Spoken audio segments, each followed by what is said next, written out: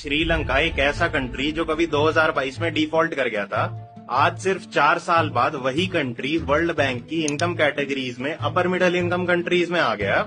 और जानते हो इंडिया कहाँ पर है? लोअर मिडिल इनकम कंट्रीज में। 2022 में चाइना के डेट ट्रैप में फंसा हुआ श्रीलंका अपना वर्स्ट इकोनॉमिक डिजास्टर फेस कर रहा था और डिफॉल्ट कर गया था, जिसके चलते वहां पर बहुत सारे दंगे भी हुए थे और जो वहां के पीएम राजपक्ष थे उनके घर में लोगों ने आग लगा दी थी। तो पड़ोसी होने के नाते इंडिया ने श्रीलंका को $4 बिलियन की क्रेडिट लाइन दी। ऐसे समय में जब श्रीलंका पूरे डार्क टाइम से गुजर रहा था, पूरा कोलैप्स कर गया था, India was the only country जो उसकी हेल्प करने के लिए आगे आया था। इतनी बुरी तरह कोलैप्स करने के 4 साल के अंदर अंदर श्रीलंका ने ऐसा कमबैक दिया कि वो वर्ल्ड बैंक की इनकम कैटेगरीज में अपर मिडिल इनकम कंट्रीज में आ गया, और वो भी इंडिया से double GNI per capita income के साथ। और इंडिया जानते हो किस कैटेगरी में लाई करता है?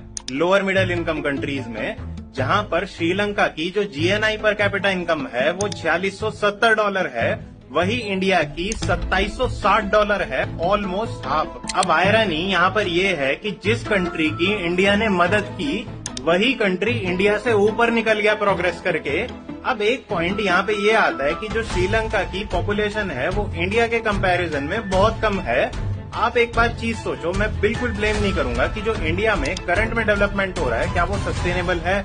हर दूसरे महीने कोई ना कोई ब्रिज कोलैप्स हो जाता है, हर रोड पे आपको गड्ढे मिलेंगे जहां पर एक बारिश होते ही वो सब पानी में भर जाती हैं। स्कूल्स में बच्चों के पढ़ने के लिए प्रॉपर इंफ्रास्ट्रक्चर नहीं है, बच्चों के ऊपर स्कूल्स में छतें गिर जा रही हैं। तो एक बार हमें अपने डेवलपमेंट का मॉडल रीथिंक करना पड़ेगा कि क्या हम सही लोगों को चुन रहे हैं जो हमारे लिए डेवलपमेंट प्रोवाइड करें। ये जो आर्ग्यूमेंट करने वाले लोग हैं ना, ये सबसे देश में एंटी नेशनल है।